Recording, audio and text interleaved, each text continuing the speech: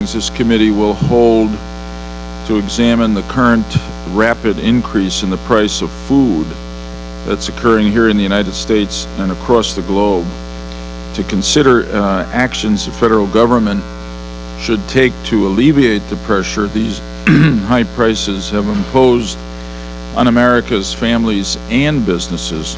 I want to thank Senator Collins for her suggestion that we hold these hearings on this issue, which is of such everyday, genuine concern to so many millions of Americans and people throughout the world.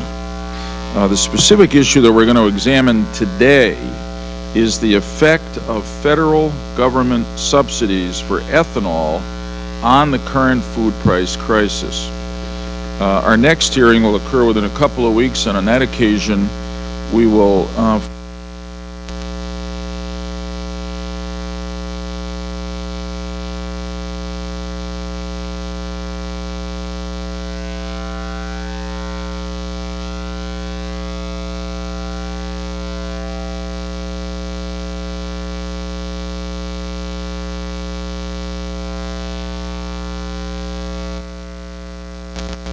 and of course, any of these increases disproportionately or affect people in proportion to their income. Middle income families are squeezed, particularly as gas prices are also rising at the same time, and other costs like healthcare costs are rising and shrinking disposable income.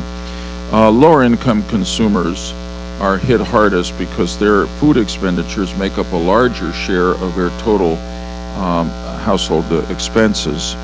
Here's an interesting set of numbers, I think. Overall, American households spend 12.6% of their income on food, but low-income households spend 17.1% on food. So you can see the impact. The World Bank reports that global food prices have increased 83% in the last 3 years. That's a devastating rate of inflation. When you apply some of those same statistics I mentioned to families abroad, families in Nigeria spend an average of 73% of their income on food. Vietnamese spend 65%, and Indonesians spend about 50% on food. When you add in an 83% increase over the last 3 years, you can see why people are suffering. In fact, as we know from the news, people have actually already died in food riots in, for example, Somalia. Bob Zoellick, who's the president of the World Bank, recently warned that 33 other countries are not just suffering hunger, malnutrition, in some cases starvation, certainly stress as a result of the increase in food prices, but that 33 nations are at risk of societal unrest as a result of the food price increase and food shortage, and 1 billion Asians are at risk of hunger or malnutrition. So there are many explanations of how this crisis came to be, and it's our intention in this oversight committee to explore the various ways and the various explanations or suggestions, and to try to judge the merit of them to inform our own legislative behavior. This committee has the unique ability to look across the federal government to assess the range of policies that influence food prices. This is now the Homeland Security and Governmental Affairs Committee, but the Governmental Affairs responsibility that we have, which is the historic responsibility of the committee, is an oversight committee, not just focused on a particular department, but on the overall government. And that's why the questions that we will discuss today, we hope will have the potential to influence debates that will occur on the floor of the Senate and the House and from the White House on the best way for Congress to respond to this global food crisis. In regard to the question we're focusing on today, I was thinking about the old quote from Pogo, which is a cartoon we don't see much anymore, maybe nowhere. But the famous Pogo quote, "We've met the enemy and it's us."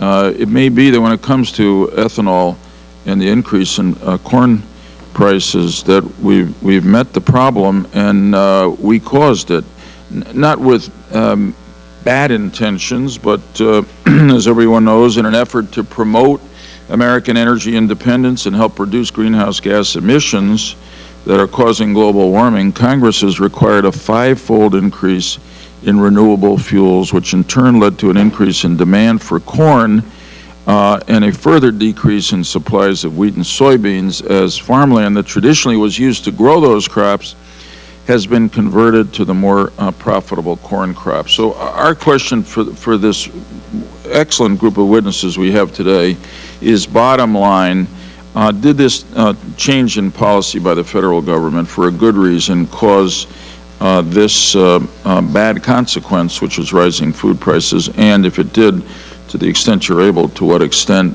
is it the cause? Is it the sole cause, or is it a minor cause as compared to other causes?